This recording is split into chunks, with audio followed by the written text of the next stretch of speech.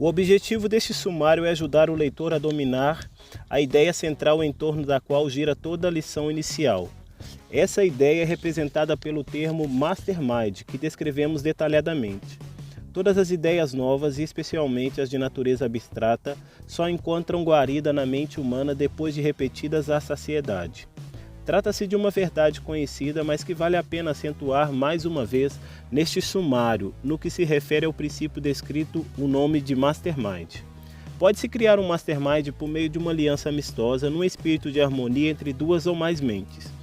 É oportuno declarar que de toda aliança mental, seja ou não num espírito de harmonia, nasce uma outra mente, que afeta todos os participantes da aliança em questão. Jamais aconteceu que duas ou mais mentes se reunissem sem criar pelo contato uma terceira, mas acontece também que nem sempre dessa reunião resulta a criação de um mastermind. Muitas vezes, ao contrário, surge uma terceira mente negativa, que é exatamente o oposto do mastermind. Conforme tivemos ocasião de declarar várias vezes no decorrer da lição, há certas mentes que não podem, de modo algum, fundir-se num espírito de verdadeira harmonia. Esse princípio encontra uma analogia na química, o que facilitará ao leitor uma apreensão mais clara do princípio aqui referido.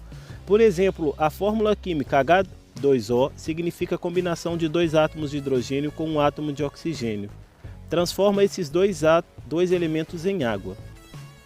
Um átomo de oxigênio e um átomo de hidrogênio não produzirão água.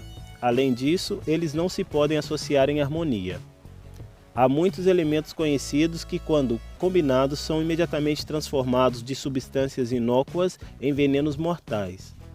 Ou de outra maneira, muitos elementos conhecidos como venenosos se tornam neutralizados ou inofensivos quando combinados com certos outros.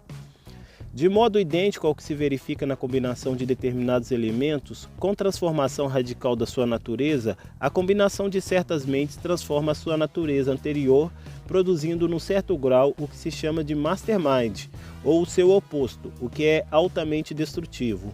Qualquer homem que ache que a sogra tem um gênio incompatível com o seu experimenta uma aplicação negativa do princípio conhecido por Mastermind. Por uma razão especial, ainda desconhecida dos pesquisadores no campo do comportamento mental, a maioria das sogras parece afetar os genros de uma maneira altamente negativa. E o contato mental entre sogras e genros produz uma influência grandemente antagônica, em vez de criar um mastermind. Esse fato é mais do que conhecido, dispensando, portanto, maiores comentários. Algumas mentes não podem ser harmonizadas e fundidas no mastermind. Fato esse que nunca deve estar ausente da lembrança de qualquer dirigente. É uma das responsabilidades do líder agrupar seus homens de tal modo que aqueles colocados nos pontos mais estratégicos sejam indivíduos cujas mentes podem ser e serão fundidas num espírito de perfeita harmonia e amizade. A habilidade para realizar um tal agrupamento é um dos requisitos principais da liderança. Na segunda lição deste curso, o leitor descobrirá que essa habilidade foi a fonte principal tanto do poder como da fortuna de André Carnegie. Sem possuir conhecimento algum sobre os fins técnicos do comércio do aço, Carnegie soube combinar e agrupar homens capazes, criando o Mastermind e fundando assim a mais próspera indústria de aço de sua época. A origem do êxito colossal de Henry Ford pode ser encontrada na mera aplicação do mesmo princípio, conquanto dotado da maior confiança em si mesmo que um homem pode ter. Ford não dependeu apenas de si para alcançar os conhecimentos necessários ao próspero desenvolvimento da sua história. Como Carnegie, ele se cercou de homens que lhe deram os conhecimentos que não tinha nem podia ter. Além disso, Ford escolheu homens que se podiam harmonizar num esforço coletivo. As mais eficientes alianças que já deram em resultado a criação de um mastermind foram as que nasceram da fusão das mentes de homens e mulheres. A razão disso reside no fato de que as mentes masculinas e femininas se fundem mais harmoniosamente do que as mentes de um único sexo. Acresce que o estímulo do contato sexual entra muitas vezes na criação do mastermind entre um homem e uma mulher. É fato bem sabido que o elemento masculino das espécies é mais ativo e mais alerta para a caça, qualquer que seja o objeto desta, quando inspirado e solicitado pelo elemento feminino. Essa característica humana começa a manifestar-se no macho na puberdade e continua por toda a vida. Pode-se observar isso principalmente nos esportes, quando os rapazes estão jogando diante de uma assistência feminina. Retirem-se as moças e essa coqueluche que nos Estados Unidos se chama de futebol tornar-se-á um jogo sem importância. Qualquer rapaz que se lançará no jogo com esforços sobre-humanos, sabendo que a sua amada está ali para torcer. É igualmente certo que os rapazes se lançarão em busca da fortuna, com o mesmo entusiasmo quando inspiradas e solicitadas pela mulher querida, especialmente se essa sabe como estimular a mente do rapaz, por meio da lei do mastermind. Por outro lado, a mesma mulher pode, por meio de uma aplicação negativa dessa lei, quando é impertinente, ciumenta, egoísta, violenta e vaidosa, arrastar o rapaz a uma derrota certa. O falecido Albert Hubbard compreendeu tão bem o princípio aqui descrito que, ao descobrir que a incompatibilidade de gênio que havia entre ele e a sua primeira esposa o levaria a um fracasso certo, preferiu enfrentar a opinião pública divorciando-se e casando com uma mulher que era a principal fonte das suas inspirações, segundo ele mesmo declarou. Nem todos os homens teriam a coragem precisa para desafiar a opinião pública, como Hubbard, mas quem ousaria afirmar que ele não agiu no melhor interesse de todos os relacionados com o caso? O objetivo principal de todo homem é triunfar. A estrada para o triunfo pode estar, como geralmente acontece, obstruída por muitas influências que precisam ser removidas, antes de que o alvo possa ser alcançado. Um dos maiores dentre esses obstáculos é uma aliança infeliz entre mentes que não se harmonizam. Em tais casos, a aliança deve ser rompida, pois o contrário terminará numa derrota, num fracasso completo. O homem que domina os 6 medos básicos, um dos quais é o medo da crítica, não hesitará em tornar o rumo que lhe parece mais conveniente. Não ficará cingindo a limites marcados por alianças antagônicas, seja qual for a sua natureza.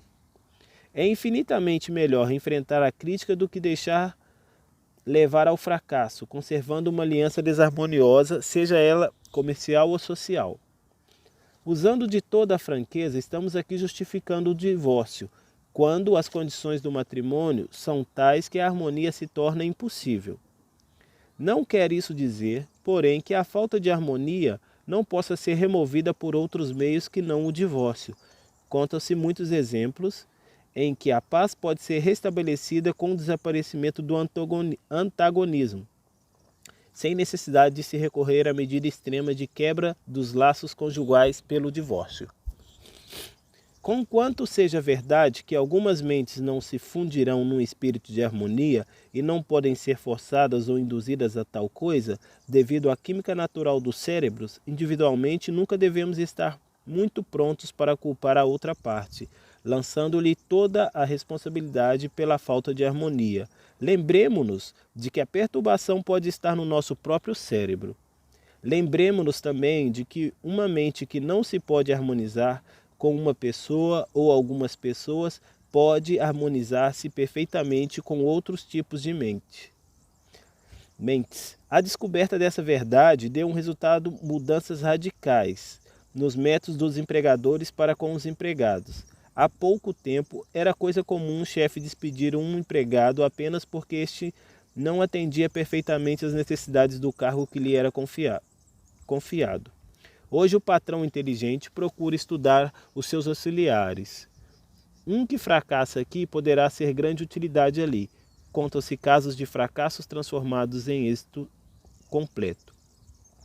O leitor que seguir este curso precisa ter certeza de que compreendeu perfeitamente o princípio do Mastermind antes de prosseguir nas outras lições. A razão de tal exigência é o fato de que praticamente todo o curso está intimamente associado com a lei da operação mental. A Lei do Triunfo, primeiro capítulo, Mastermind. Páginas 70 e 70, 71, 72, 73, 74 e 75. 25º dia do MDV, Mudança Radical de Vida. Aí fica minha mensagem de hoje. 40 dias, acordando às 5, tomando banho frio, fazendo meditação, lendo e fazendo exercícios. E buscando principalmente o meu propósito de vida nessa terra. Hoje é dia 18 de fevereiro de 2020. 18 de fevereiro de 2020. Beijo.